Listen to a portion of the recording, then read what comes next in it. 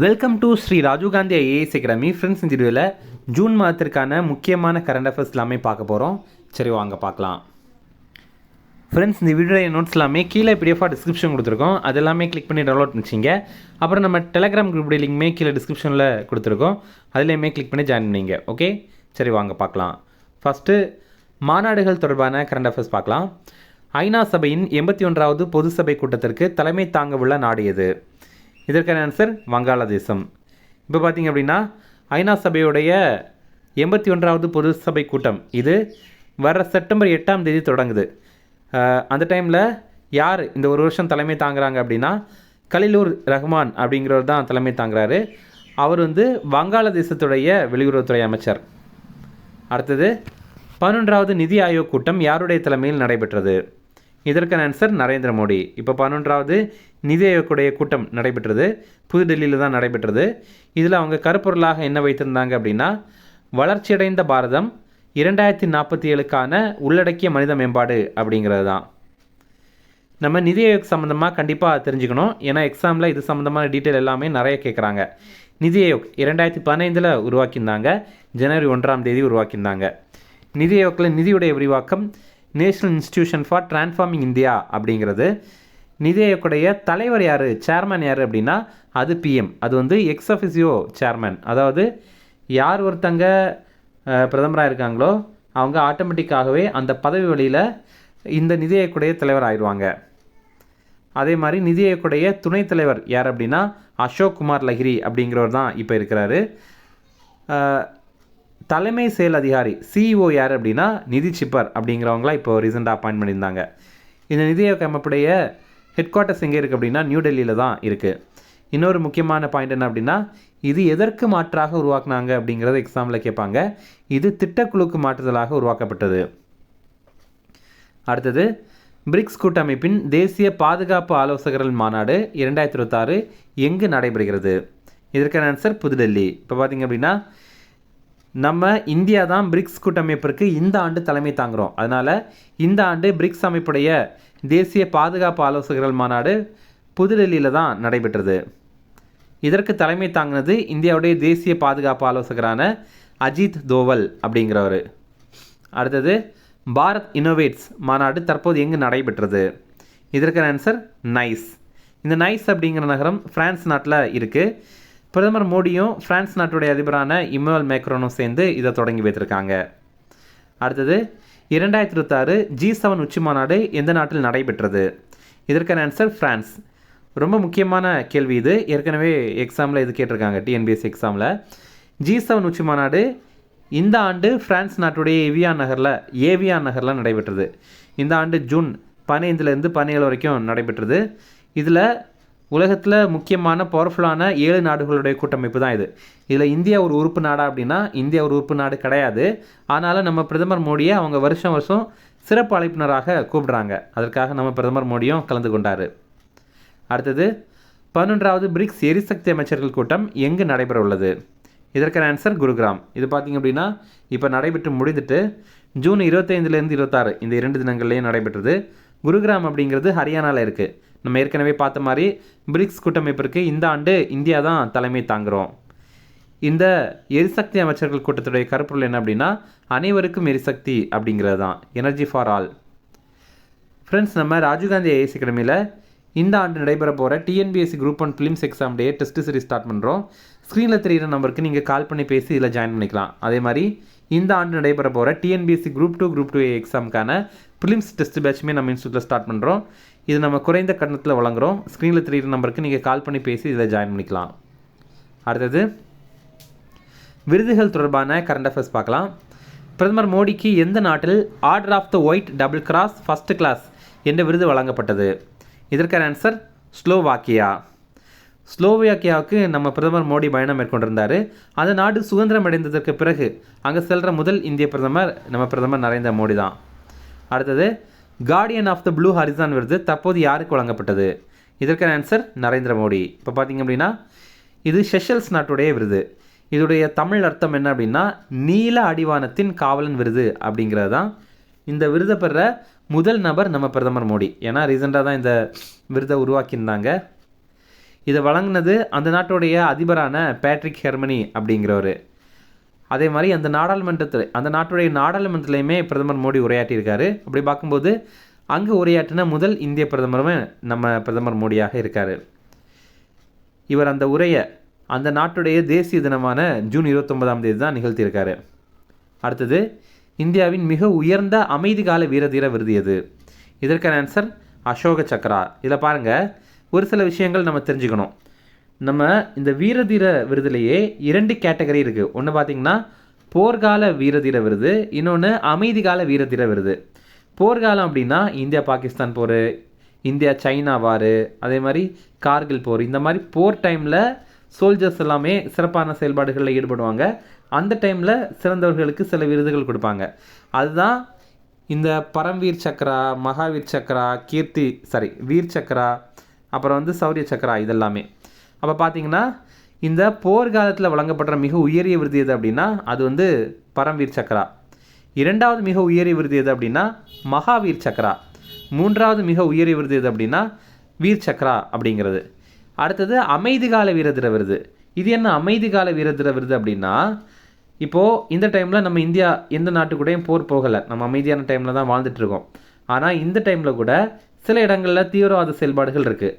அந்த டைமில் நம்ம இராணுவம் போய் அங்கே ஃபைட் பண்ணி அந்த தீவிரவாதத்தை அழிக்கிறாங்க. அந்த டைமில் சில சோல்ஜர்ஸ் ரொம்ப சிறப்பாக செயல்படுறாங்க. அப்படி செயல்படுற வீரர்களுக்கு வழங்கப்படுறது தான் இந்த அமைதி கால வீரதீர விருது. அதில் மிக உயரிய விருது எது அப்படின்னா அசோக சக்கர விருது. 2வது மிக உயரிய விருது எது அப்படின்னா கீர்த்தி சக்கர விருது. 3வது மிக உயரிய விருது எது அப்படின்னா சௌரிய சக்கர விருது. இப்போ இந்த விருதுகளில் சிலது கொடுத்துருக்காங்க. அது யாருக்கு கொடுத்துருக்காங்க, எத்தனை பேருக்கு கொடுத்துருக்காங்க அப்படிங்கிறத பார்க்கலாம். இப்போது குடியரசுத் தலைவர் திரௌபதி முர்மு இவங்க 7 கீர்த்தி சக்கர விருதுகளை வழங்கியிருக்காங்க. இதில் நம்ம தமிழ்நாட்டுடைய தேனி மாவட்டத்தை சேர்ந்த மீனாட்சி சுந்தரம் அவர்களுக்கு கீர்த்தி சக்கரா விருது கொடுத்துருக்காங்க. இந்த படத்தில் பார்க்குறீங்கல்ல, இவர் தான் இவர் தீவிரவாதிகளை எதிர்த்து செயல்படுற அந்த நடவடிக்கையில் ஈடுபட்டிருக்காரு. அப்போ இவருடைய வாயிலேயே துப்பாக்கி வச்சு சுட்டிருக்காங்க. அதுக்கப்புறம் கூட அவர் மனம் தளராமல் மறுபடியும் அந்த தீவிரவாதிகளை எதிர்த்து அவங்கள அழிச்சிருக்காரு. அதற்காக தான் அவருக்கு கீர்த்தி சக்கரா விருது வழங்குறாங்க. அதே மாதிரி இந்திய விமானப்படை அதிகாரியான ஏர் கமாண்டர் பிரசாந்த் பாலகிருஷ்ண நாயர் அவருக்குமே கீர்த்தி சக்கரா விருது இப்போ வழங்கியிருக்காங்க. இது இந்தியாவுடைய 2வது மிக உயர்ந்த அமைதிகால வீரதீர விருது. அப்போ இந்தியாவுடைய முதல் மிக உயரிய அமைதிகால வீரதீர விருது எது? அது அசோக சக்ரா. அது இந்த முறை யாருக்கும் வழங்கலை. இதை தவிர 15 பேருக்கு வீர் சக்ரா விருதுகள் வழங்கியிருக்காங்க. 29 பேருக்கு சௌரிய சக்ரா விருதுகளும் வழங்கியிருக்காங்க. அடுத்ததாக அப்பாயின்மெண்ட் தொடர்பான கரண்ட் அஃபேர்ஸ் பார்க்கலாம். UIDAI நிறுவனத்தின் தலைமை செயல் அதிகாரியாக பதவியேற்றவர் யார்? இதற்கான ஆன்சர் சௌரப் விஜய். இப்போ பார்த்தீங்கன்னா UIDAI unique identification authority of India அப்படிங்கிறது இதுதான் இந்தியாவில் ஆதார நிர்வகிக்கிற அமைப்பு. இது ஒரு சட்ட அமைப்பு அப்படிங்கன்னா ஒரு சட்டம் இயற்றி அதன் மூலமாக கொண்டு வந்த ஒரு அமைப்பு. இது ஆதார் ஆக்ட் 2016 மூலமாக தான் இதை கொண்டு வந்திருந்தாங்க. UIDAI அமைப்புடைய தலைவர் நீல்காந்த் மிஸ்ரா அப்படிங்கிறவர் தான். இந்த ஆதார் அப்படிங்கிறது நம்ம இந்தியாவில் 2009 லான்ச் பண்ணாங்க. அது ரொம்ப முக்கியமான கேள்வி. அடுத்தது, உலக வங்கியில் இந்தியாவின் செயல்பாட்டு இயக்குநராக நியமனம் செய்யப்பட்டவர் யார்? இதற்கான ஆன்சர் நீல்காந்த் மிஸ்ரா. இவர் இந்த பதவியில் 3 ஆண்டுகள் இருப்பார். அடுத்தது, வாட்ஸ்அப் அமைப்பின் புதிய உலகளாவிய தலைமை செயல் அதிகாரியாக நியமனம் செய்யப்பட்டவர் யார்?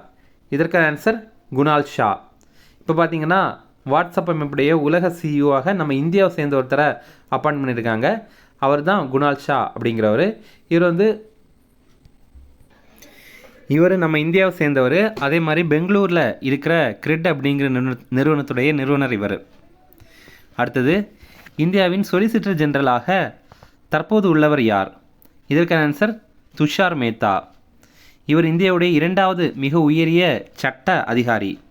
துஷார் மேத்தா எதனால் இவர் இப்போ நியூஸில் வந்திருக்கார் அப்படின்னா, இந்தியாவுடைய சொலிசிட்டர் ஜெனரலாக 3 ஆண்டுகள் இவர் மறு நியமனம் பண்ணியிருக்காங்க. அதனால தான். இந்தியாவுடைய முதல் உயரிய சட்ட அதிகாரி யார் அப்படிங்கிறது உங்களுக்கு தெரியும்னா கமெண்ட்ஸில் ஆன்சர் பண்ணுங்கள். அடுத்தது, பிரசாந்த் சீதாராம் லோஹண்டே எந்த அமைப்பின் தலைவராக தேர்வு செய்யப்பட்டார்? இதற்கான ஆன்சர் CBSE. CBSE அப்படின்னா central board of secondary education. இப்போ சென்ட்ரல் கவர்மெண்ட்டுடைய ஸ்கூல்ஸ் இருக்குல்ல, அது இது எல்லாத்தையுமே கட்டுப்படுத்துகிற அமைப்பு இந்த சிபிஎஸ்சி அமைப்பு தான். இந்த அமைப்பிற்கு இப்போ தலைவரை நியமனம் பண்ணியிருக்காங்க. அவர் தான் பிரசாந்த் சீதாராம் லோஹண்டே அப்படிங்கிறவர். இந்த அமைப்புடைய செயலாளராக இப்போ வருண் பரத்வாஜ் அப்படிங்கிறவரை அப்பாயின்ட் பண்ணியிருக்காங்க செக்ரட்டரியாக. அடுத்தது FATF அமைப்பின் துணைத் தலைவராக தேர்ந்தெடுக்கப்பட்ட முதல் இந்தியர் யார்? இதற்கான ஆன்சர் விவேக் அகர்வால். இந்த FATF அப்படிங்கிறது ரொம்ப முக்கியமான அமைப்பு.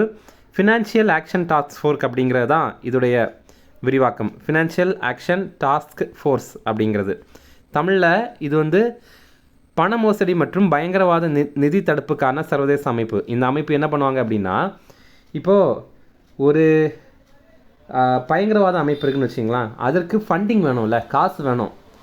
அந்த காசு ஒரு அமைப்பு கொடுத்தாங்க அப்படின்னா தான் அது செயல்பட முடியும். இந்த மாதிரி ஒரு அமைப்பு இந்த மாதிரி பயங்கரவாதத்துடைய வளர்ச்சிக்காக காசு கொடுக்குறாங்க அப்படின்னா அந்த அமைப்பை அந்த நாட்டில் ஈஸியாக தடை பண்ண வைக்கலாம். அந்த மாதிரி தடை வைக்கிறதுக்கான ஒரு அமைப்பு தான் இந்த FATF. அவங்க ஒரு அமைப்பு வந்து இது தீவிரவாதத்திற்கு நிதி கொடுக்குற அமைப்பு அப்படின்னு சொல்லிட்டாங்க அப்படின்னா அதுக்கப்புறம் அந்த நாட்டில் அதை தடை பண்ணிடுவாங்க. உலக அளவுலேயே அதை தடை பண்ணிடுவாங்க. இது தவிர இப்போ ஒரு தீவிரவாத நாடு இருக்குது, அதாவது ஒரு நாட்டில் தீவிரவாதத்தை வளர்க்குறாங்க அப்படின்னா இந்த அமைப்பு இந்த நாட்டில் தீவிரவாதத்தை வளர்க்குறாங்க அப்படின்னு அறிவிச்சிட்டாங்க அப்படின்னா மட்டும் போதும். உலக நாடுகளும் சரி, உலக வங்கியும் சரி, அந்த நாட்டிற்கு காசே கொடுக்க மாட்டாங்க. ஏன்னா என்ன காசு கொடுத்தாலும் அவங்க அதை வந்து பயங்கரவாதத்திற்கு பயன்படுத்த போகிறாங்க அப்படிங்கிறதுக்காக காசு கொடுக்க மாட்டாங்க. ஓகே, FATF அமைப்பு 1989 உருவாக்கியிருந்தாங்க. இதோடைய தலைமையகம் பிரான்ஸ் நாட்டுடைய பாரிஸ் நகரில் இருக்குது. அடுத்தது இந்தியாவின் புதிய இராணுவ தளபதியாக நியமனம் செய்யப்பட்டவர் யார்? இதற்கான ஆன்சர் தீரஜ் சேத். இதே மாதிரி இந்தியாவுடைய முப்படை தலைமை தளபதி அவரையும் ரீசெண்டாக அப்பாயின்ட் பண்ணியிருந்தாங்க. அவர் வந்து ராஜா சுப்ரமணி அப்படிங்கிறவர். இந்தியாவுடைய கடற்படை தளபதி கிருஷ்ணா சாமிநாதன் அப்படிங்கிறவர். இந்தியாவுடைய விமானப்படை தலைமை தளபதி அமர்பிரீத் சிங் அப்படிங்கிறவர். இந்தியாவுடைய கடலோர காவல்படை தலைமை தளபதி பரமேஷ் சிவமணி அப்படிங்கிறவர். அடுத்தது வங்காளதேசத்திற்கான இந்தியாவின் புதிய உயர் ஆணையராக நியமிக்கப்பட்டுள்ளவர் யார்? இதற்கான ஆன்சர் தினேஷ் திரிவேதி. இப்போ பார்த்தீங்க அப்படின்னா தினேஷ் திரிவேதி இவர் நம்ம இந்தியாவை சேர்ந்தவர். இவர் வந்து இனிமேல் வங்காளதேசத்தில் பணிபுரிவார். இந்தியாவுக்கும் வங்காளதேசத்துக்கு இடையில் இருக்கிற உறவுக்கு பாலமாக செயல்படுவார். அடுத்தது ரேங்கிங் ரிப்போர்ட், இது பற்றிய கரண்ட் அஃபேர்ஸ் பார்க்கலாம். 2024 கணக்கெடுப்பின்படி இந்தியாவில் குறைந்த கருவுறுதல் விகிதம் உள்ள மாநிலம் அல்லது யூனியன் பிரதேசம் எது? இதற்கான ஆன்சர் அந்தமான் நிக்கோபார். இதை பற்றி டீட்டெயிலாக பார்க்கலாம். முதல்ல TFR, டோட்டல் ஃபெர்டிலிட்டி ரேட், மொத்த கருவுறுதல் விகிதம் அப்படின்னா என்னென்னு நம்ம தெரிஞ்சுக்கலாம். இப்போது ஒரு தாய்மாருடைய வாழ்நாளில் அவங்களுக்கு எத்தனை குழந்தைங்க பிறக்கிறாங்க அப்படிங்கிறது தான். 2024 இது 1.9 தான் இருக்குது. அதாவது இது குறைவாக தான் இருக்குது. ஏன்னா இந்தியாவில் பரிந்துரைக்கப்பட்ட இந்த கருவுறுதல் விகிதம் ஒரு பெண்ணிற்கு 2.1 குழந்தைகளாக தான் இருக்கணும் அப்படிங்கிறத தெரிவிக்கிறாங்க. இதை எப்படி நம்ம புரிஞ்சுக்கலாம் அப்படின்னா 10 தாய்மார்களுக்கு 21 குழந்தைகள் பிறக்காங்க அப்படின்னா அது கரெக்டு. ஆனால் நமக்கு 10 தாய்மார்களுக்கு 19 குழந்தைங்க தான் பிறக்கிறாங்க. அப்போ இது கொஞ்சம் குறைவாக தான் இருக்குது. அப்போ இந்த மொத்த கருவுறுதல் விகிதம் அப்படின்னா என்னென்னா ஒரு பெண் தன்னுடைய வாழ்நாளில் பெற்றெடுக்கிற குழந்தைகளுடைய எண்ணிக்கை, இது 15 வயதுலேருந்து 49 வயது வரைக்கும். இந்த ரிப்போர்ட் வந்து மாதிரி பதிவு முறை அப்படின்னு மத்திய அரசுடைய ரிப்போர்ட். இதில் இன்னும் ஸ்பெசிஃபிக்காக பார்த்திங்க அப்படின்னா ரொம்ப அதிகமான மொத்த கருவுறுதல் விகிதம் இருக்கிறது பீகாரில் 2.9 இருக்குது. இதை எப்படி புரிஞ்சுக்கலாம்னா 10 தாய்மார்களுக்கு கிட்டத்தட்ட 29 குழந்தைங்க பிறக்காங்க அப்படிங்கிறது அர்த்தம். ரொம்ப குறைவாக அந்தமான் நிக்கோபாரில் இருக்குது. அந்தமான் நிக்கோபாரில் 0.9 தான் இருக்குது. தமிழ்நாட்டுடைய மொத்த கருவுறுதல் விகிதம் 1.3 இருக்குது. கிராமப்புற இந்தியாவில் இந்த TFR விகிதம் 2.1 இருக்குது. அதுவே நகர்ப்புற பகுதிகளில் 1.5 தான் இருக்குது. இப்போது இந்த மாதிரி TFR குறையிறனால என்ன ஒரு கெடுதல் நடக்கும் அப்படின்னா இந்தியாவில் இளைஞர்களுடைய எண்ணிக்கை குறைந்துட்டு முதியோர்களுடைய எண்ணிக்கை அதிகமாகும். இந்தியாவிலேயே அதிகமான முதியோர்கள் இருக்கிற மாநிலமாக இப்போ கேரளா இருக்குது. அடுத்தது உலக அளவில் ஆயுத இறக்குமதியில் 2021 முதல் 2025 வரை இந்தியா பிடித்த இடம் எது? இதற்கான ஆன்சர் 2. உலக அளவில் இந்த 5 ஆண்டு காலகட்டத்தில் அதிகமான ஆயுதம் இறக்குமதி செய்த நாடு எது அப்படின்னா உக்ரைன். 2வது இடத்துல நம்ம இந்தியா இருக்கிறோம். அதே மாதிரி இராணுவத்திற்கு அதிகம் செலவு செய்யும் நாடுகள் பட்டியல், இதில் இந்தியா 5வது இடத்துல இருக்கிறோம். முதல் 4 இடத்துல இருக்கிறது அமெரிக்கா, சீனா, ரஷ்யா மற்றும் ஜெர்மனி. இந்தியாவுக்கு அதிகம் ஆயுதம் வழங்குகிற நாடு ரஷ்யாவாக இருக்குது. இந்த ரிப்போர்ட் வந்து சிப்ரி அப்படிங்கிற அமைப்புடைய ரிப்போர்ட். சிப்ரி அப்படின்னா Stockholm international peace research institute அப்படிங்கிறது தான்.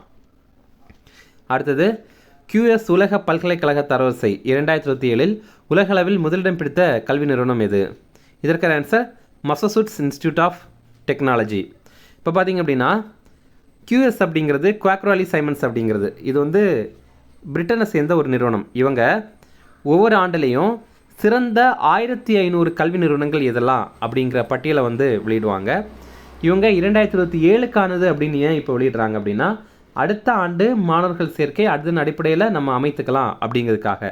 இதில் உலக அளவில் முதலிடம் பெற்றது அமெரிக்காவுடைய புகழ்பெற்ற நிறுவனமான மெசசூட்ஸ் தொழில்நுட்ப நிறுவனம் அப்படிங்கிறது. இதில் என்ன சிறப்பு அப்படின்னா இந்தியாவுடைய 52 பல்கலைக்கழகங்கள் இந்த லிஸ்ட்டில் இருக்குது. இதில் இந்தியாவில் முதலிடம் பெற்றது IIT டெல்லி. இதுவே உலக அளவில் 118வது இடத்துல இருக்குது. இந்தியாவில் தொழில்நுட்பம் சாரா பல்கலைக்கழகங்களில் முதலிடம் பெற்றது டெல்லி பல்கலைக்கழகம். இது உலக அளவில் 322வது இடத்துல இருக்குது. அடுத்தது எந்த ஆண்டுக்குள் கடல் சார்ந்த உணவு ஏற்றுமதியை $30 பில்லியன் மதிப்பாக உயர்த்த இந்தியா இலக்கு நிர்ணயம் செய்தது? இதற்கான ஆன்சர் 2031. இப்போ பார்த்தீங்கன்னா இந்தியாவிலேருந்து கடல் சார்ந்த உணவுகள் அதிகமாக ஏற்றுமதி பண்ணுறோம். இந்தியாவிலேயே அதிகமாக என்ன ஏற்றுமதி பண்ணுறோம் அப்படின்னா இறால் தான் ஏற்றுமதி பண்ணுறோம். இந்தியாவிலேருந்து அதிக இறால் ஏற்றுமதி செய்கிற மாநிலம் வந்து ஆந்திர பிரதேசம். அடுத்தது தமிழ்நாடு செய்திகள் பார்க்கலாம். தற்போது தமிழக அரசின் முதல் அமைச்சரவை கூட்டம் எந்த பெயரில் நடைபெற்றது? இதற்கான ஆன்சர் வெற்றி தமிழகம். இதில் அவங்க என்ன தெரிவித்திருக்காங்க அப்படின்னா நம்ம தமிழ்நாட்டில் இனிமேல் அறம் பொருள் இன்பம் அப்படின்னு 3 பிரிவுகளில் திட்டங்கள் செயல்படுத்தப்படும் அப்படின்னு தெரிவித்திருக்காங்க. அதே மாதிரி தமிழக அரசு ஒரு இலக்கு வச்சுருக்காங்க, ரொம்ப முக்கியமானது இது. 2036வது ஆண்டுக்குள்ளாடி தமிழ்நாட்டுடைய பொருளாதாரத்தை $1.5 ட்ரில்லியன் உயர்த்தணும் அப்படிங்கிற இலக்கு வச்சுருக்காங்க. அடுத்தது தமிழக சட்டப்பேரவையின் முதல் பெண் செயலாளர் யார்? இதற்கான ஆன்சர் சாந்தி. இப்போ நம்ம தமிழ்நாட்டுடைய சட்டப்பேரவையில் முதல் பெண் செயலாளரை வந்து அப்பாயின்ட் பண்ணியிருக்காங்க. இவங்க சட்டப்பேரவையில் சபாநாயகருக்கு முதன்மை ஆலோசகராக செயல்படுவாங்க. அடுத்தது எப்போது முதல் தமிழ்நாட்டில் காலை உணவு திட்டம் 8ஆம் வகுப்பு வரை விரிவாக்கம் செய்யப்பட உள்ளது? இதற்கான ஆன்சர் செப்டம்பர் 17, 2026. செப்டம்பர் 17 அப்படிங்கிறது பெரியாருடைய பிறந்தநாள். அன்னைக்கு இந்த திட்டத்தை விரிவாக்கம் பண்ணுறாங்க. காலை உணவு திட்டம் 2022வது ஆண்டு செப்டம்பர் 15 தொடங்கியிருந்தாங்க. அப்போ அவங்க தொடங்கும்போது பேரறிஞர் அண்ணாவுடைய பிறந்தநாளில் செப்டம்பர் 15ஆம் தேதி இதை தொடங்கியிருந்தாங்க. அதுக்கு அடுத்தது இப்போது தாவேகா தலைமையிலான இந்த அரசு அதை விரிவாக்கம் பண்ணுறாங்க. முதல்ல இந்த திட்டத்தை தொடங்கும்போது 1ஆம் வகுப்புலேருந்து 5ஆம் வகுப்பு வரைக்கும் படிக்கிற பிள்ளைங்களுக்கு மட்டும்தான் இப்போ வரைக்கும் காலை உணவு திட்டம் வந்து இருக்குது. இப்போ இதை வந்து 8ஆம் வகுப்பு வரை இருக்கிற பிள்ளைங்களுக்கு விரிவாக்கம் பண்ணுறாங்க. இந்த விரிவாக்கம் பண்ணுறதுக்கான தொடக்க விழா தான் செப்டம்பர் 17. இது பெரியார் பிறந்தநாள். அடுத்தது தமிழ்நாட்டில் புதுப்பிக்கத்தக்க எரிசக்தி திட்டங்களை விரிவுபடுத்த எத்தனை புதிய மண்டலங்கள் உருவாக்கப்பட்டுள்ளன? இதற்கான ஆன்சர் 5 புதிய மண்டலங்கள். இப்போ நம்ம தமிழ்நாட்டில் இந்த புதுப்பிக்கத்தக்க எரிசக்தி திட்டங்கள்லாம் இருக்குல்ல, இதை விரைவுபடுத்தணும் அப்படிங்கிறதுக்காக புதிய மண்டலங்களை உருவாக்கியிருக்காங்க. எந்தெந்த மண்டலங்கள் அப்படின்னா சென்னை, திருச்சி, திருநெல்வேலி, கோவை மற்றும் மதுரை. இந்த இடங்களை எல்லாம் தலைமையிடமாக கொண்டு 5 மண்டலங்கள் வந்து அமைத்திருக்காங்க. அடுத்தது நான் முதல்வன் திட்டம் எந்த ஆண்டு தொடங்கப்பட்டது? இதற்கான ஆன்சர் 2022. இது என்ன அப்படின்னா மாணவர்களுடைய திறனை மேம்படுத்துறதுக்கான ஒரு திட்டம் இது. இப்போ இதோடைய பேரை வந்து மாற்றுறாங்க, திறன் தமிழ்நாடு அப்படின்னு மாற்றியிருக்காங்க. அடுத்தது சென்னையில் பச்சையப்பன் கல்லூரி எந்த ஆண்டு நிறுவப்பட்டது? இதற்கான ஆன்சர் 1842. அந்த டைம்லேயே இதை வந்து நிறுவிட்டாங்க. இப்போது எதனால் இது நியூஸில் வந்திருக்கு அப்படின்னா இந்த பச்சையப்பன் கல்லூரிக்கு தமிழக அரசு இருபாலர் அந்தஸ்து வழங்கியிருக்காங்க. இது வரைக்கும் பார்த்திங்கன்னா அது பாய்ஸ் காலேஜாக மட்டும்தான் இருந்தது. இப்போ பாய்ஸ் அண்ட் கேர்ள்ஸ் வந்து படிக்கலாம் அப்படின்ற மாதிரி அந்தஸ்து வழங்கியிருக்காங்க. அடுத்தது தமிழக அரசு கூட்டுறவு பயிர்க்கடன் தள்ளுபடி வரம்பு அதிகபட்சமாக எவ்வளவு ரூபாயாக உயர்த்தப்பட்டுள்ளது? இதற்கான ஆன்சர் ரூபாய் 75,000. கொஞ்ச நாட்களுக்கு முன்னாடி நம்மளுக்கு கூட கரண்ட் அஃபேர்ஸில் பார்த்துருப்போம். என்னென்னா ரூபாய் 50,000 வரையிலான பயிர்க்கடன் வந்து தள்ளுபடி செய்யப்படும் அப்படின்னு தமிழக அரசு தெரிவித்திருப்பாங்க. இப்போ அந்த அமௌண்ட்டை வந்து ரூபாய் 75,000 உயர்த்தியிருக்காங்க. அடுத்தது தமிழகத்தின் ஒட்டுமொத்த கடன் தற்போது எவ்வளவு லட்சம் கோடியாக உயர்ந்துள்ளது? இதற்கான ஆன்சர் ரூபாய் 13.18 லட்சம் கோடி. இப்போது தமிழ்நாட்டில் தனிநபர் கடன் சுமை 1.28 லட்சம் கோடியாக இருக்குது. இது என்ன அப்படின்னா நம்ம தமிழ்நாட்டில் ஒவ்வொருத்தங்க மேலேயும் கிட்டத்தட்ட 1.25 லட்ச ரூபா வந்து கடன் இருக்குது அப்படிங்கிறது தான். சாரி, இது வந்து லட்சம் கோடி கிடையாது, லட்சம் தான். அதாவது தமிழ்நாட்டில் இப்போ ஒருத்தங்க மேலேயும் எவ்வளோ கடன் இருக்குது அப்படின்னு பார்த்தீங்கன்னா 1.25 லட்ச ரூபா கிட்ட கடன் இருக்குது. இப்போது 2021-22 2025-26 வரைக்கும் தமிழக அரசுடைய நிதி நிலைமை இதோடைய வெள்ளை அறிக்கையை வெளியிட்டிருக்காங்க. அதை பற்றி டீட்டெயிலாக பார்க்கலாம். தமிழக நிதி அமைச்சரான மரிய வில்சன் இதை வெளியிட்டிருக்காரு. 2021 ஏப்ரல் 1 அன்னைக்கு தமிழ்நாட்டுடைய கடன் வந்து ரூபாய் 5.13 லட்சம் கோடியாக இருந்திருக்கு. ஆனால் இந்த 2026 மார்ச் 31 வரைக்கும் இந்த 5 ஆண்டு காலகட்டத்தில் இது 2 மடங்கு உயர்ந்திருக்கு அப்படின்னு குறிப்பிட்றாங்க. அதனால் தமிழ்நாட்டுடைய கடன் வந்து ரூபாய் 10 லட்சம் கோடியாக அதிகரிச்சிருக்கு அப்படின்னு குறிப்பிட்றாங்க. இதை தவிர மின்சாரம், போக்குவரத்து போன்ற முக்கிய பொதுத்துறை நிறுவனங்களுடைய கடன் தொகை ரூபாய் 3.18 லட்சம் கோடியாக இருக்குது அப்படின்னு சொல்கிறாங்க. அப்போ இதெல்லாம் சேர்த்து பார்க்கும்போது தமிழ்நாட்டுடைய ஒட்டுமொத்த கடன் சுமை ரூபாய் 13.18 லட்சம் கோடியாக உயர்ந்திருக்கு. இதில் இன்னொரு விஷயம் பார்த்திங்க அப்படின்னா, அரசுக்கு 100 ரூபாய் வந்துடுது அப்படின்னா, அதாவது வருவாயாக வருது அப்படின்னா, செலவு 145 ரூபாயாக இருக்குது அப்படின்னு குறிப்பிட்றாங்க. அடுத்தது, தமிழ்நாட்டில் முதல் கட்டமாக எத்தனை அரசு பள்ளிகளில் மாணவர்களுக்கு ஏஐ கோடிங் முதலியன கற்றுத்தரப்பட உள்ளது? இதற்கான ஆன்சர் 5000. தமிழ்நாட்டில் பார்த்திங்கன்னா முதல் கட்டமாக 5000 அரசு பள்ளிகளில் இந்த மாடர்ன் டெக்னாலஜி, அதாவது AI, coding, Python, virtual reality, HTML, robotics இதெல்லாமே சொல்லிக் கொடுக்க போகிறாங்க. அடுத்தது, ஜல் ஜீவன் திட்டம் எப்போது தொடங்கப்பட்டது? இதற்கான ஆன்சர் 2019 ஆகஸ்ட் 15. இது என்ன அப்படின்னா, இந்தியாவில் இருக்கிற எல்லா கிராமப்புற வீடுகளுக்கும் குழாய் மூலமாக குடிநீர் இணைப்பு வழங்கணும் அப்படிங்கிறதுக்கான திட்டம் இது. இப்போது இந்த திட்டத்துடைய 2வது கட்டம் இது தமிழ்நாட்டில் 2028 டிசம்பர் வரைக்கும் செயல்படுத்தப்படும் அப்படின்னு தெரிவித்திருக்காங்க. இதற்காக ஒப்பந்தமும் போட்டிருக்காங்க இப்போ ரீசெண்டாக. அதனால தான் இதை நம்ம நியூஸில் பார்க்குறோம். மத்திய ஜல்சக்தி துறை அமைச்சர் யார் அப்படின்னா CR பாட்டில் அப்படிங்கிறவர். அடுத்தது, தமிழ்நாட்டுடைய திட்டங்கள் பார்க்கலாம். சிங்கப்பெண் சிறப்பு படை எப்போது தொடங்கப்பட்டது? இதற்கான ஆன்சர் ஜூன் 9, 2026. இப்போ நம்ம தமிழக முதல்வர் விஜய் வந்து இந்த சிங்கப்பெண் சிறப்பு படையை வந்து தொடங்கியிருக்காங்க. இதற்கான தொடக்க விழா சென்னையில் எழும்பூரில் ராஜரத்னம் திடலில் தான் நடைபெற்றது. இது யாருடைய தலைமையில் இந்த படையை அமைத்திருக்காங்க அப்படின்னா ஐஜியான பவனீஸ்வரி தலைமையில் தான் அமைத்திருக்காங்க. இது முதல்வருடைய நேரடி மேற்பார்வையின் கீழே செயல்படுத்தப்படும். இந்த படையுடைய பணி என்ன அப்படின்னா பெண்களை பாதுகாக்கணும், அதே மாதிரி குழந்தைகளையும் பாதுகாக்கணும் அப்படிங்கிறது. இவங்க முக்கியமாக என்ன பண்ணுறாங்கன்னா பொதுமக்கள் அதிகம் கூடுற இடங்களில் அதிக கண்காணிப்பு வந்து பண்ணுறாங்க.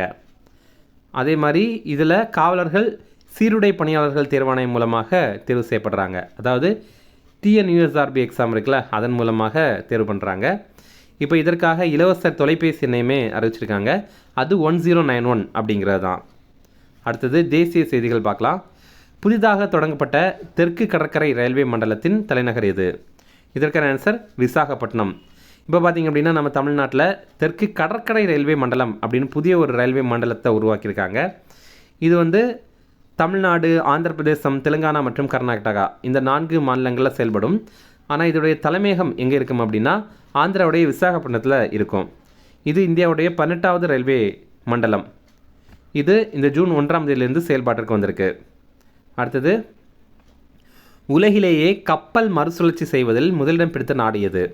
இதற்கான ஆன்சர் இந்தியா. இப்போ பார்த்திங்க அப்படின்னா இந்தியா அதிகமான கப்பல் வந்து மறுசுழற்சி பண்ணுது. ஹாங்காங் உடன்படிக்கையின் அடிப்படையில் நம்ம கப்பல்களை மறுசுழற்சி பண்ணணும் அப்படின்னு ஒரு உடன்படிக்கை நம்ம இந்தியாவும் போட்டிருக்கோம். இது என்ன அப்படின்னா, இப்போ ஒரு கப்பல் சேலிருந்து போச்சு அப்படின்னா அதோடைய ஸ்பேர் பார்ட்டெல்லாம் எடுத்து வேறு கப்பல்களுக்கு பயன்படுத்தலாம். அப்படி அந்த கப்பலை முழுமையாக வீணாகாமல் நம்ம வேறு இதுக்கு கூட யூஸ் பண்ணலாம்ல, இதை தான் மறுசுழற்சி அப்படின்ற மாதிரி சொல்கிறாங்க. உலகளவிலேயே இந்த மாதிரி பண்ணுறதுல முதலிடம் பெற்றது நம்ம இந்தியா தான். உலகில் மிகப்பெரிய கப்பல் உடைக்கும் வளாகம் குஜராத்தில் தான் இருக்குது. குஜராத்தில் பவுநகர் மாவட்டத்தில் இருக்குது. அங்கே இருக்கிற அலாங் அப்படிங்கிற பகுதி தான் அது. ஃப்ரெண்ட்ஸ், இந்த வீடியோ நீங்கள் முழுமையாக பார்த்துட்டீங்க அப்படின்னா நீங்கள் முழுமையாக பார்த்தீங்க அப்படிங்கிறத கமெண்ட்ஸில் சொல்லுங்கள். அது மற்றவங்களுக்கும் ஒரு ஊக்கமாக இருக்கும். ஓகே. அடுத்தது, இந்தியா எப்போதிலிருந்து நக்சலிச அச்சுறுத்தலிலிருந்து முற்றிலும் விடுபட்டதாக அறிவிக்கப்பட்டுள்ளது? இதற்கான ஆன்சர் மார்ச் 31, 2026. இப்போ பார்த்திங்க அப்படின்னா 1967 மேற்கு வங்காளத்துடைய டார்ஜிலிங் மாவட்டத்தில் நக்சல்பாரி கிராமத்தில் தான் இந்த நக்சல் தீவிரவாதம் வந்து தொடங்குச்சு. அப்போ தொடங்கும் போது அது வெறுமனே ஒரு விவசாய கிளர்ச்சியாக தான் தொடங்குச்சு. அப்புறம் போக போக அது ஆயுதம் ஏந்திய கிளர்ச்சியாக மாறிச்சு. அதுக்கப்புறம் அவங்களுக்கு பிடிக்காதவங்க, அதுக்கப்புறம் அவங்கள எதிர்க்கிறவங்கள எல்லாரையுமே அவங்க சுட்டுக்கொள்ள ஆரம்பித்தாங்க. இப்போ பார்த்திங்கன்னா அதை ஒரு வழியாக இந்தியாவிலேருந்து ஒழிச்சிட்டாங்க அப்படின்னு மத்திய அரசு தெரிவிக்கிறாங்க. அடுத்தது, நடைபாதைகளில் பாதுகாப்பாக நடக்கும் உரிமை அரசியலமைப்பின் எந்த பிரிவுகளின் கீழ் அடிப்படை உரிமையாக அறிவிக்கப்பட்டுள்ளது? இதற்கான ஆன்சர் பிரிவு 19 மற்றும் பிரிவு 21. இப்போ பார்த்திங்க அப்படின்னா ஆர்டிக்கிள் 19(1) டி இது என்ன அப்படின்னா, நமக்கு எங்கே வேணாலும் இந்தியாவில் சுதந்திரமாக நடமாடும் உரிமை இருக்குது அப்படின்ற அதுதான். அது நமக்கு தெரியும். இப்போது நம்ம நடைபாதையில் பாதுகாப்பாக நடக்கிற உரிமையை இதில் சேர்த்துட்டாங்க. அதே மாதிரி ஆர்டிக்கிள் 21 இது வந்து வாழ்வு மற்றும் தனிநபர் சுதந்திரத்திற்கான உரிமை, அதுவும் நமக்கு தெரியும். இப்போ அதன் கீழே இந்த நடைபாதையில் பாதுகாப்பாக நடக்கிற உரிமையை வந்து சேர்த்துருக்காங்க. அப்படி பார்க்கும்போது இப்போ நடைபாதையில் ஒருத்தங்க பாதுகாப்பாக நடக்கிறதே அடிப்படை உரிமையாக சேர்த்துருக்காங்க. ஓகே.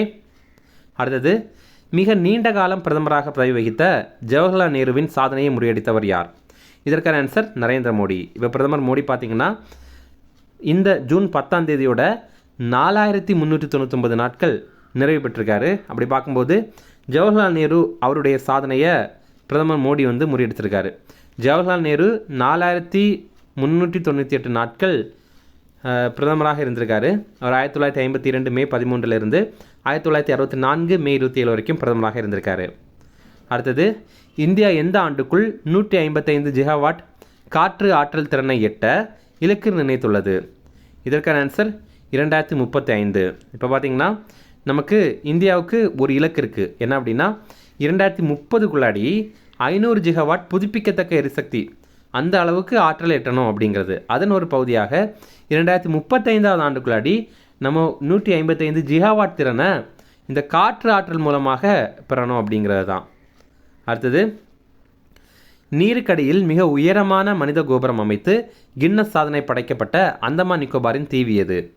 இதற்கான ஆன்சர் ஸ்வராஜ் தீவு. இப்போ பார்த்திங்க அப்படின்னா அந்தமான் நிக்கோபாரில் ஸ்வராஜ் தீவு அப்படின்னு ஒரு தீவு இருக்குது. அங்கே 14 ஸ்கூபா டைவர்ஸ் அவங்க ஒருத்தங்க மேலே ஒருத்தங்க அந்த மாதிரி நின்று ஒரு மனித கோபுரம் அமைத்திருக்காங்க 22.3 மீட்டர் உயரத்தில். அந்தமான் நிக்கோபாருடைய ஸ்வராஜ் தீவில் தான் இந்த சாதனையை படைத்திருக்காங்க. அடுத்தது, விபிஜி ராம்ஜி திட்டம் எப்போது முதல் நடைமுறைக்கு வருகிறது? இதற்கான ஆன்சர் ஜூலை 1, 2026. விபிஜி ராம்ஜி அப்படின்னா Viksit Bharat guarantee for Rozgar and Ajeevika mission அப்படிங்கிறது தான். முதல்ல இது வந்து மகாத்மா காந்தி தேசிய ஊரக வேலைவாய்ப்பு உறுதி திட்டம் அப்படின்ற மாதிரி இருந்தது. இப்போ இதோடைய பேர் தான் விபிஜி ராம்ஜி அப்படின்னு மாற்றிட்டாங்க. முதல்ல இது 100 நாள் வேலைவாய்ப்பு திட்டமாக இருந்தது. இப்போ அது வந்து 125 நாள் வேலை திட்டமாக உயர்த்தியிருக்காங்க.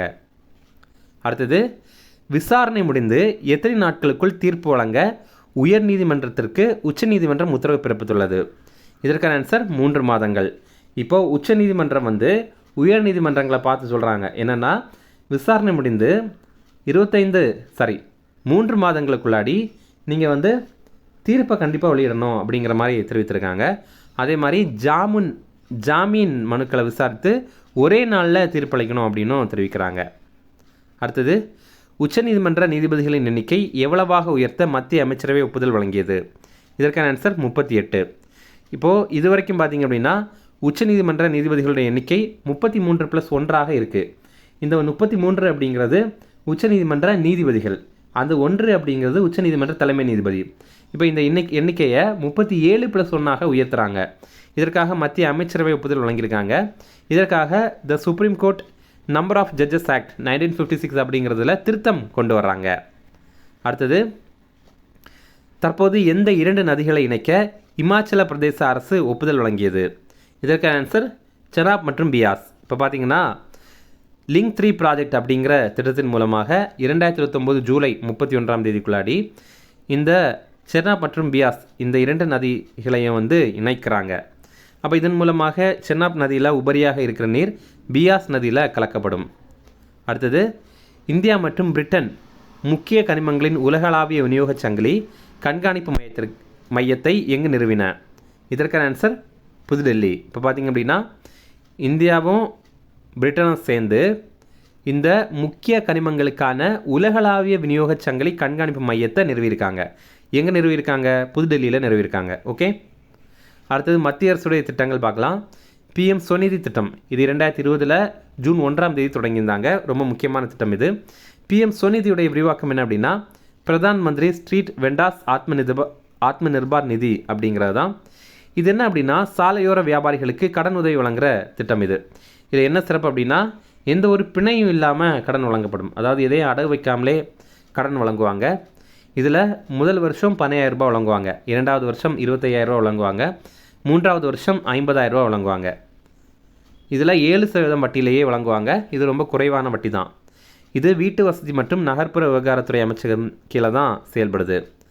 இது வரைக்கும் 6 ஆண்டுகளில் ரூபாய் 17,800 கோடி கடன் வழங்கியிருக்காங்க இந்த திட்டத்தின் கீழே. அடுத்தது இனி மாநில அரசுகளுடைய செய்திகள் பார்க்கலாம். தற்போது அரசு பேருந்துகளில் மகளிருக்கு இலவச பயணத்தை அறிவித்த மாநிலம் இது. இதற்கான ஆன்சர் மேற்கு வங்காளம். இப்போ நிறைய மாநிலத்தில் வரிசையாக இந்த மாதிரி மகளிருக்கு இலவச பயணம் அறிவிக்கிறாங்க பேருந்துகளில். அந்த மாதிரி அந்த வரிசையில் மேற்கு வங்காளமும் இணைந்திருக்காங்க. இது ஜூன் 1 நடைமுறைக்கு வருது. அன்னபூர்ணா பந்தர் திட்டம் அப்படிங்கிற திட்டத்தின் அடிப்படையில் மகளிருக்கு மாதம் ரூபாய் 3,000 வழங்குற திட்டம் செயல்பாட்டில் இப்போ அங்கே கொண்டு வந்திருக்காங்க. இது பார்த்திங்கன்னா ஜூன் 1 இந்த ஆண்டு தொடங்கியிருக்காங்க. அடுத்தது, தற்போது சிவகுமார் எந்த மாநிலத்தின் முதல்வராக பதவியேற்றார்? இதற்கான ஆன்சர் கர்நாடகா. கர்நாடகாவுடைய முதல்வராக இருந்தவர் சித்தராமையா அப்படிங்கிறவர். அவர் தன்னுடைய பதவியை ராஜினாமா பண்ணிட்டார். அதனால் புதிய முதல்வராக இவர் பதவியேற்றிருக்காரு. அடுத்தது, பிஎம் ஃபேமிலி கேர் ட்ராக்கர் மற்றும் ஹெல்த் பாஸ்போர்ட் திட்டம் எந்த மாநிலத்தில் தொடங்கப்பட்டது?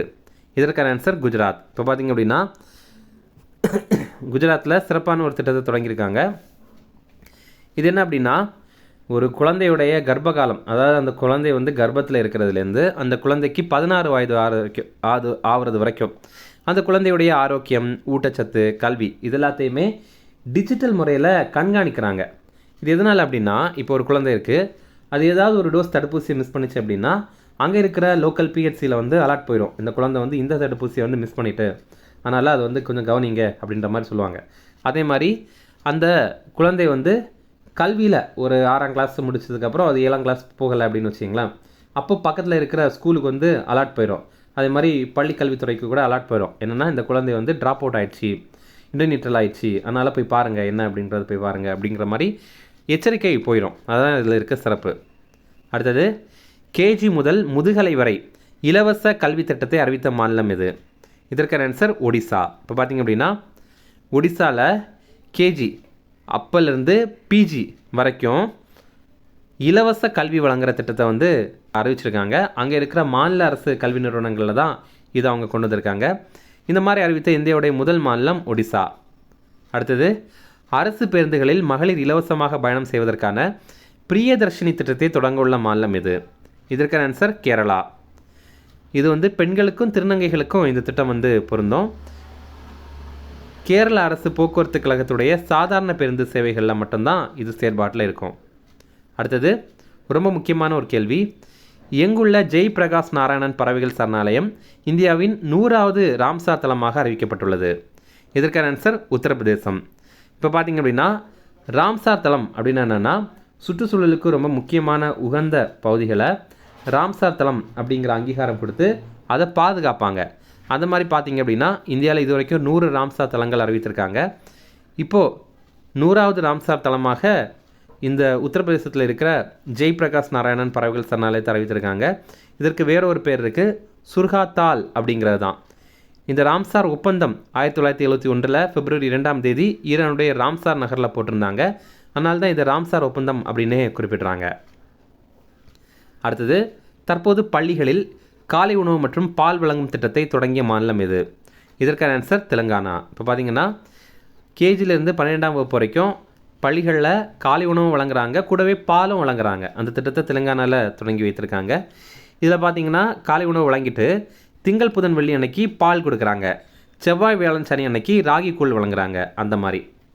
அடுத்தது, வனவிலங்கு குற்ற மேலாண்மைக்காக ஹாக் அமைப்பை அறிமுகப்படுத்திய மாநிலம் இது? இதற்கான ஆன்சர் கேரளம். இது பார்த்திங்கன்னா வனவிலங்கு குற்ற மேலாண்மைக்காக நீதித்துறையை ஒருங்கிணைக்கிற ஒரு டிஜிட்டல் தளம். இந்த மாதிரி ஒருங்கிணைக்கிற இந்தியாவுடைய முதல் டிஜிட்டல் தளம் வந்து இதுதான். ஹாக்குடைய விரிவாக்கம் ஹாஸ்டைல் ஆக்டிவிட்டி வாட்ச் கர்னல் அப்படிங்கிறது தான்.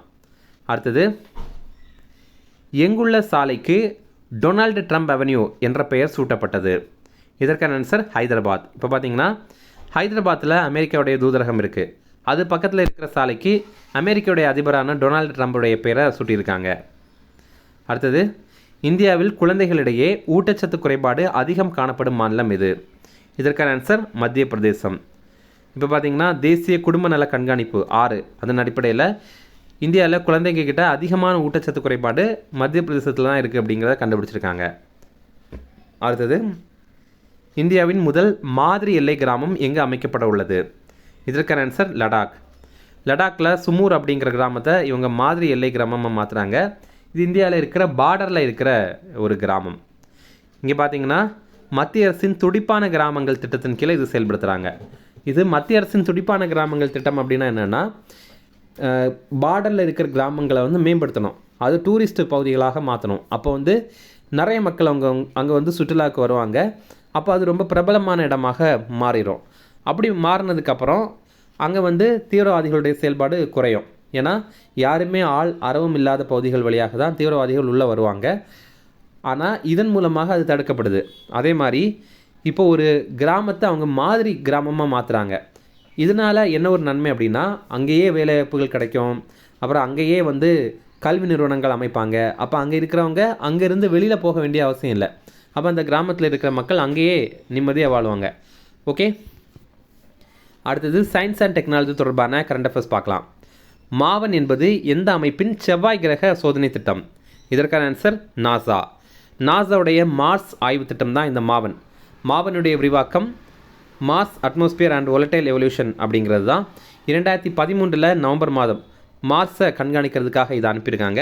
இப்போது இந்த ஜூன் 3ஆம் தேதி நாசா வந்து இதை முடிவுக்கு வந்ததாக அறிவித்திருக்காங்க. ஏன் அப்படின்னா அந்த ஒரு இந்த மாவன் இருக்குல்ல, இதிலிருந்து இப்போ எந்த ஒரு சிக்னலும் நமக்கு வரலை அப்படிங்கிறத தெரிவிக்கிறாங்க. அடுத்தது, அரசு துறைகள் மீதான குறைகளை பதிவு செய்ய மத்திய அரசு தொடங்கிய செயற்கை நுண்ணறிவு உரையாடல் தளம் எது? இதற்கான ஆன்சர் சமாதான் தீதி. இப்போ பார்த்தீங்கன்னா நம்ம வந்து ஜெமினி ஏஐ கிட்ட வந்து உரையாடல் பண்ணியிருப்போம். அதே மாதிரி சாட் ஜிபிட்ட கூட உரையாடிப்போம். அதே மாதிரி நம்ம மத்திய அரசு துறைகள் கிட்ட ஏதாவது ஒரு குறைகள் இருக்குது அப்படின்னா அதை சமாதான் தீதி அப்படிங்கிற இந்த ஏஐ சாட்பாட்டுக்கிட்ட நம்ம வந்து உரையாடி தெரிவிக்கலாம். இதற்காக நம்ம பேசுகிறது அதை புரிஞ்சுக்கணும் அப்படிங்கிறதுக்காக பாஷினி அப்படிங்கிற அமைப்புடைய உதவியின் மூலமாக இது உருவாக்கியிருக்காங்க. இதில் 8வது அட்டவணையில் இருக்கிற 22 மொழிகள்லையும் நம்ம உரையாடலாம். அடுத்தது, கர்ப்பப்பை வாய் புற்றுநோய் பரிசோதனைக்காக இந்தியா அங்கீகரித்துள்ள முதல் உள்நாட்டு பரிசோதனை முறை என்ன? இதற்கான ஆன்சர் ட்ரூநேட். இப்போ பார்த்தீங்கன்னா கோவாவை சேர்ந்த மால் பயோ டயக்னாஸ்டிக்ஸ் அப்படிங்கிற அமைப்பு தான் இதை உருவாக்கியிருக்காங்க. அடுத்தது, இந்தியாவில் நில துறைமுகங்களில் சரக்குகள் மற்றும் வாகனங்களின் செயல்பாடுகளை ஒருங்கிணைப்பதற்கான டிஜிட்டல் தளம் எது? இதற்கான ஆன்சர் வினிமயி. இப்போ பார்த்தீங்கன்னா LPAI, அதாவது land port authority of India அப்படிங்கிற அமைப்பு இதை உருவாக்கியிருக்காங்க. இது என்ன அப்படின்னா நிலத்துறைமுகங்கள் அப்படின்னா ஒன்றும் கிடையாது. இப்போ செக் போஸ்ட்லாம் இருக்குல்ல, அதுதான் அந்த மாதிரி சொல்கிறாங்க. அப்போது அதை வந்து டிஜிட்டலாக ஒருங்கிணைக்கணும் அப்படிங்கிறதுக்காக ஒரு வெப்சைட்டை தொடங்கியிருக்காங்க. இந்த தளத்தை இந்திய நில துறைமுகங்கள் ஆணையம் தான் உருவாக்கியிருக்காங்க. அடுத்தது, டிஃபென்ஸ் நியூஸ் பார்க்கலாம். தற்போது இந்தியாவிடமிருந்து பிரம்மோஸ் ஏவுகணைகள் வாங்க ஒப்பந்தம் செய்த நாடு எது? இதற்கான ஆன்சர் வியட்நாம். வியட்நாம் வந்து 60 பில்லியன் ரூபாய் மதிப்பில் இந்த ஒப்பந்தத்தை போட்டிருக்காங்க. முதல் முறையாக நம்மக்கிட்டேருந்து பிரம்மோஸ் வாங்கிறதுக்காக ஒப்பந்தம் செய்த நாடு வந்து பிலிப்பைன்ஸ். 2022 அந்த ஒப்பந்தம் போட்டிருக்காங்க. இப்போ வந்து வியட்நாம் போட்டிருக்காங்க. பிரம்மோஸ் ஏவுகணை இந்தியா மற்றும் ரஷ்யாவுடைய கூட்டு தயாரிப்பு. இந்த பிரம்மோஸ் அப்படிங்கிற எப்படி பேர் வச்சுருக்காங்க அப்படின்னா, நம்ம இந்தியாவுடைய பிரம்மபுத்திரா நதி அந்த பேரும், ரஷ்யாவுடைய மாஸ்க்வா அப்படிங்கிற நதியுடைய பேரில் இருக்க மாஸ் அதையும் சேர்த்து பிரம்மோஸ் அப்படின்னு வச்சுருக்காங்க. அடுத்தது, ருத்ரம் 2 ஏவுகணையை இப்போ நம்ம பரிசோதனை பண்ணியிருக்கோம். இதை பரிசோதனை செய்த அமைப்பு DRDO மற்றும் இந்திய விமானப்படை. DRDO அப்படின்னா defence research and development organisation அப்படிங்கிறது. இது வானத்தில் இருந்து தரையில் இருக்கிற இலக்கை தாக்கி அளிக்கிற ஏவுகணை. இதை இப்போ IAF Su-30 MKI அப்படிங்கிற விமானத்திலேருந்து ஏவி பரிசோதனை பண்ணியிருக்காங்க. அடுத்தது முக்கியமான சில கூட்டு பயிற்சிகள் இருக்குது, அதை பற்றி பார்க்கலாம். எக்ஸசைஸ் பிட்ச் பிளாக் அப்படிங்கிற பயிற்சி, இது ஒரு பன்னாட்டு பயிற்சி, இது ஒரு விமானப்படை பயிற்சி. இது ஆஸ்திரேலியா தான் நடத்தியிருக்காங்க. இது 2 ஆண்டுகளுக்கு ஒரு முறை நடத்துவாங்க. இதில் இந்திய விமானப்படை பங்கேற்கிறாங்க. ஆஸ்திரேலியாவில் பல்வேறு பகுதிகளில் இது நடைபெறுது. அடுத்தது எக்ஸசைஸ் கான்கொஸ்ட் அப்படிங்கிற எக்ஸசைஸ், இது ஒரு பன்னாட்டு அமைதி காப்பு பயிற்சி. இது ஒரு இராணுவ பயிற்சி வகையை சேர்ந்தது. இதை மங்கோலியா நாடு தான் நடத்துகிறாங்க. இந்திய இராணுவம் இதில் பங்கேற்கிறாங்க. இது மங்கோலியாவுடைய தலைநகரான உலான் பாதர் அப்படிங்கிற நகரில் இருக்கிற 5 ஹில்ஸ் பயிற்சி மையத்தில் தான் நடைபெறுது. அடுத்தது ஸ்போர்ட்ஸ் நியூஸ் பார்க்கலாம். 2026 IPL போட்டியில் வெற்றி பெற்ற அணி எது? இதற்கான ஆன்சர் RCB. RCB அப்படிங்கிறது பெங்களூர் அணி, அதாவது ராயல் சேலஞ்சர்ஸ் பெங்களூரு. இதில் இறுதிப் போட்டி பார்த்திங்கன்னா குஜராத்துடைய நரேந்திர மோடி மைதானத்தில் தான் நடைபெற்றது. IPL இது வந்து T20 ஃபார்மேட், ஓகேவா? 20 ஓவர் அடிப்படையிலான ஒரு ஃபார்மேட். அது 2007 இதை தொடங்கியிருந்தாங்க. இந்த IPLக்கு ஒரு ஹெட் குவார்ட்டர்ஸ் இருக்குது, அது மும்பையில். அடுத்தது 2026 FIH நேஷனல் கோப்பை மகளிர் ஹாக்கி போட்டியில் சாம்பியன் பட்டம் வென்ற நாடு எது? இதற்கான ஆன்சர் இந்தியா. இந்த போட்டி நியூசிலாந்துடைய ஆக்லாந்து நகரில் தான் நடைபெற்றது. இதில் ஆட்ட நாயகியாக நம்ம இந்தியாவை சேர்ந்த லால் ரெம்சியாமி அப்படிங்கிறவங்க தேர்வு செய்யப்பட்டாங்க. அடுத்தது 2026 நார்வே செஸ் போட்டியில் சாம்பியன்ஷிப் பட்டம் பெற்ற முதல் இந்தியர் யார்? இதற்கான ஆன்சர் பிரக்ஞானந்தா. இந்த போட்டி நார்வே நாட்டுடைய ஓஸ்லோ நகரில் நடைபெற்றது.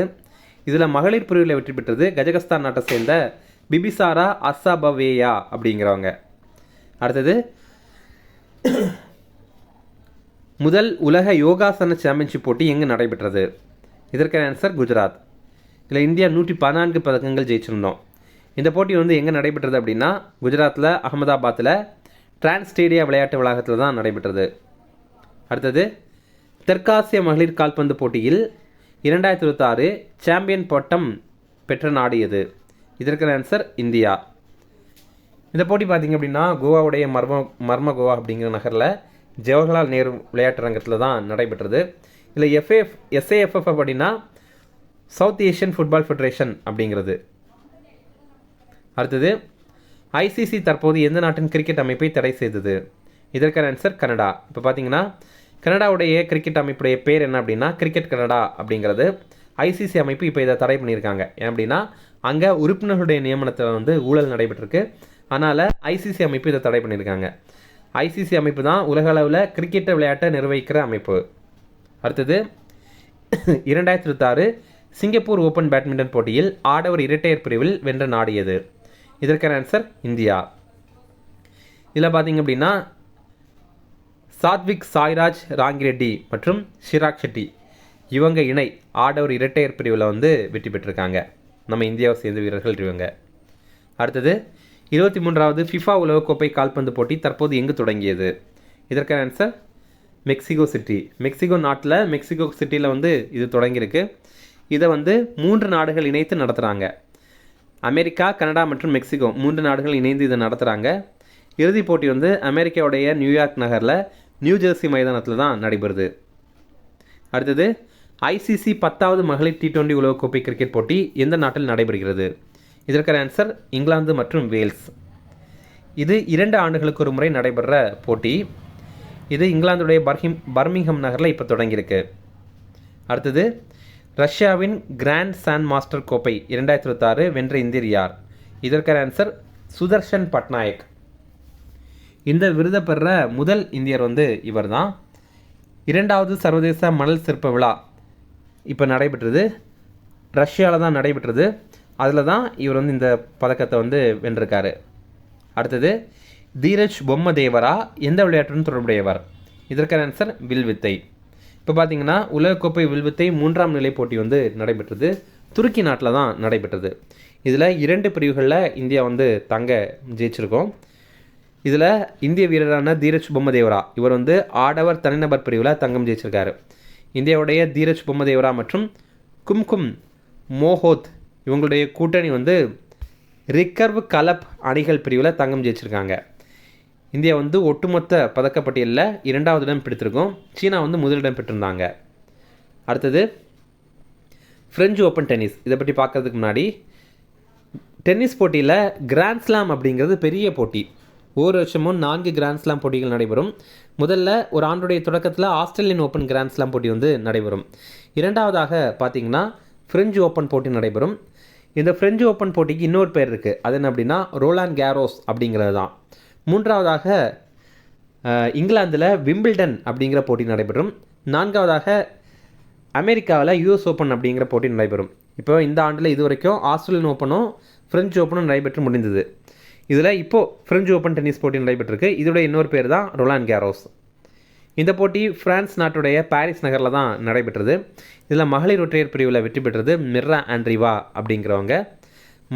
மிர்ரா ஆண்ட்ரீவா இவங்க வென்ற முதல் கிராண்ட் ஸ்லாம் பட்டம் இது. இவங்க ரஷ்யா நாட்டை சேர்ந்தவங்க. ஆடவர் ஒற்றையர் பிரிவில் வெற்றி பெற்றது அலெக்சாண்டர் செரோவ். இவர் ஜெர்மன் நாட்டை சேர்ந்தவர். இவர் முதல் முறையாக வென்ற கிராண்ட் ஸ்லாம் பட்டம் இது. அடுத்தது நம்ம ஏற்கனவே பார்த்துருந்தோம் ஆஸ்திரேலியன் ஓப்பன் போட்டி ஏற்கனவே நடைபெற்று முடிந்தது அப்படின்னு. அதுலேயும் யார் வெற்றி பெற்றிருக்காங்க அப்படிங்கிறத ஒரு வாட்டி பார்த்துடலாம். இது பார்த்திங்கன்னா ஆடவர் பிரிவில் ஸ்பெயின் நாட்டை சேர்ந்த கார்லோஸ் அல்கராஸ் வெற்றி பெற்றிருந்தார். மகளிர் பிரிவில் கஜகஸ்தான் நாட்டை சேர்ந்த எலனா ரைபாக்கினா வெற்றி பெற்றிருந்தாங்க. இந்த போட்டி ஆஸ்திரேலியாவுடைய மெல்போர்ன் நகரில் தான் நடைபெற்றது. அடுத்தது எக்கனாமிக்ஸ் தொடர்பான கரண்ட் அஃபேர்ஸ் பார்க்கலாம். 2025-26 நிதியாண்டு இந்தியாவில் அதிக அந்நிய நேரடி முதலீடு செய்த நாடு எது? இதற்கான ஆன்சர் சிங்கப்பூர். அதிக அந்நிய நேரடி முதலீடு ஈர்த்த மாநிலம் எது அப்படின்னா அது மகாராஷ்டிரா. அதிகமான அந்நிய நேரடி முதலீடு ஈர்த்த துறை எது அப்படின்னா கணினியுடைய மென்பொருள் மற்றும் வன்பொருள் துறை, அதாவது கம்ப்யூட்டருடைய சாஃப்ட்வேர் மற்றும் ஹார்ட்வேர் இந்த டிபார்ட்மெண்ட்டு. அடுத்தது எப்போது முதல் இந்தியா பிரிட்டன் இடையேயான தடையற்ற வர்த்தக ஒப்பந்தம் நடைமுறைக்கு வருகிறது? இதற்கான ஆன்சர் ஜூலை 15, 2026. இந்த ஆண்டு ஜூலை 15ஆம் தேதியிலிருந்து தடையற்ற வர்த்தக ஒப்பந்தம் இந்தியாவுக்கும் பிரிட்டனுக்கு இடையில் இருக்கிறது நடைமுறைக்கு வருது. 2030 ஆண்டுக்குள்ளாடி 2 நாடுகளுடைய வர்த்தகத்தை $100 பில்லியன் உயர்த்தணும் அப்படின்ற மாதிரி இலக்கு வச்சுருக்காங்க. இது என்ன தடையற்ற வர்த்தக ஒப்பந்தம் அப்படின்னா பிரிட்டனுடைய நிறைய பொருட்கள் நம்ம இந்தியாவில் வாங்குகிறோம். ஆனால் நிறைய டேக்ஸ் இருக்குது. அந்த டேக்ஸ் எல்லாத்தையும் பே பண்ணி தான் அதை வந்து அவங்க இங்கே விற்கிறாங்க. அதே மாதிரி நம்மளுடைய நிறைய பொருட்களை பிரிட்டனில் விற்கிறோம். அது கூட நம்ம நிறைய டேக்ஸ் பே பண்ணி தான் அதை வந்து விற்கிறோம். இந்த டேக்ஸ் எல்லாம் இல்லாமல் நம்ம வாங்குறதும் அதே மாதிரி விற்கிறதும் தான் இந்த தடையற்ற வர்த்தக ஒப்பந்தம். அடுத்தது உலக செய்திகள் பார்க்கலாம். அதிபர் டொனால்டு ட்ரம்ப் ஆண்டுக்கு $1,00,000 உயர்த்திய அமெரிக்க விசா எது? இதற்கான ஆன்சர் H1B விசா. இது பார்த்திங்க அப்படின்னா இப்போது வெளிநாட்டில் வந்து நிறைய பேர் இந்தியாவை சேர்ந்தவங்க வேலை பார்க்குறாங்க. அதே மாதிரி வேறு நாட்டை சேர்ந்தவங்க வேலை பார்க்குறாங்க. இவங்களில் நிறைய பேர் என்ன பண்ணுறாங்க அப்படின்னா பெரிய பெரிய கம்பெனியில் வேலை பார்க்குறாங்க. இந்த மாதிரி பெரிய கம்பெனியில் வேலை பார்க்குறவங்களுக்கு அந்த கம்பெனியே ஸ்பான்சர் பண்ணி விசா எடுத்து, அதாவது இந்த H1B விசா எடுத்து அவங்கள வேலை பார்க்க வைக்கிறாங்க. அதோடைய கட்டணத்தை இப்போ வந்து டொனால்ட் ட்ரம்ப் வந்து ஒரு வருஷத்துக்கு $1,00,000 உயர்த்தியிருந்தார். ரொம்ப ரொம்ப அதிகம் இது. ஆனால் நல்ல வேளையாக அந்த விசா கட்டண உயர்வை அமெரிக்க உயர்நீதிமன்றம் ரத்து பண்ணிட்டாங்க. அடுத்தது எந்த நாட்டிற்கு உதவ இந்திய அரசு ஆப்ரேஷன் அமிஸ்டாட் திட்டத்தை தொடங்கியது? இதற்கான ஆன்சர் வெனிசுலா. இப்போ ரீசெண்டாக பார்த்திங்க அப்படின்னா வெனிசுலாவில் 2 மிகப்பெரிய நிலநடுக்கங்கள் ஏற்பட்டுச்சு. அப்போது அங்கே போய் உதவி பண்ணோம் அப்படிங்கிறதுக்காக தான் ஆப்ரேஷன் அமிஸ்டாட் அப்படிங்கிற ஒரு திட்டத்தை நம்ம தொடங்கியிருந்தோம். அமிஸ்டாட் அப்படிங்கிறது ஸ்பானிஷ் மொழியில் நட்பு அப்படிங்கிறது தான். அடுத்தது சொத்து மதிப்பில் $1,00,000 கோடி அமெரிக்க எட்டிய உலகின் முதல் மனிதன் யார்? இதற்கான answer Elon Musk. Elon Musk பார்த்திங்க அப்படின்னா தன்னுடைய சொத்து மதிப்பில் $1,00,000 கோடி அமெரிக்க எட்டியிருக்காரு. உலக பணக்காரர்கள் பட்டியலில் முதல் இடத்துல எலான் மஸ்க் தான் இருக்கார். அப்போ 2வது இடத்துல இருக்கிறது யார் அப்படின்னா லாரி பேஜ் அப்படிங்கிறவர். அடுத்தது புக்ஸ் அண்ட் ஆதர்ஸ் பார்க்கலாம். When audit matters CAG interventions that made a difference அப்படிங்கிற புத்தகம். இதை வந்து வினோத் ராய் எழுதியிருக்காரு. இவர் இந்தியாவுடைய முன்னாள் தலைமை கணக்கு தணிக்கையாளர். ஒரு ஆடிட்டிங் சம்மந்தமாக ஒரு புக் வந்து எழுதியிருக்காரு. அடுத்தது முக்கியமான ஒருத்தர் இறந்துட்டார். யாருன்னா இயக்குனர் பாரதி ராஜா. பாரதி ராஜா அவருடைய சொந்த ஊரில் இப்போ அதை பற்றி ஒரு கேள்வி பார்க்கலாம். சமீபத்தில் காலமான தமிழ் சினிமாவின் புகழ்பெற்ற இயக்குனர் பாரதி ராஜாவின் சொந்த ஊர் எது? இதற்கான ஆன்சர் அலிநகரம். இவர் வந்து தேனி மாவட்டத்தில் இருக்கிற அலிநகரத்தில் பிறந்தவர். இவர் 6 முறை தேசிய விருது வந்து பெற்றிருக்காரு. அடுத்ததாக திரைக்கதை மன்னனான இயக்குனர் பாக்யராஜ் கூட மரணம் அடைந்துட்டார். இவர் தன்னுடைய 73வது வயதில் மரணம் அடைந்துட்டார்.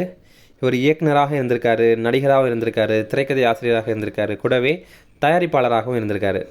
ஈரோடு மாவட்டத்தில் கோபிச்செட்டிப்பாளையத்தில் இருக்கிற வெள்ளாங்கோயில் அப்படிங்கிற பகுதியில் தான் பிறந்திருக்காரு. இவர் இயக்குனர் பாரதி ராஜா கிட்ட உதவி இயக்குனராக இருந்திருக்காரு. 1979ஆவது ஆண்டு சூரில்லா சித்திரங்கள் அப்படிங்கிற திரைப்படத்தின் மூலமாக இயக்குனராக அறிமுகமாயிருந்தார். ஓகே, அவ்வளோதான் ஃப்ரெண்ட்ஸ். இதில் நம்ம வந்து 77 கொஸ்டின்ஸ் வந்து கொஸ்டின் அண்ட் ஆன்சர் ஃபார்மேட்டில் பார்த்துருக்கோம்.